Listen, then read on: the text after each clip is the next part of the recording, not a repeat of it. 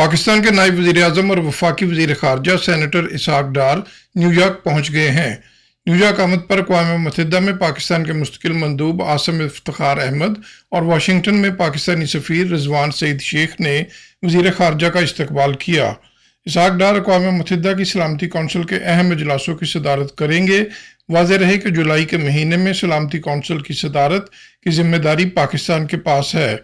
इसहाक डार 2 रियासती हल के हवाले से सऊदी अरब और फ्रांस की मेज़बानी में होने वाली कॉन्फ्रेंस में भी शरीक होंगे और पाकिस्तान की नुमाइंदगी करेंगे।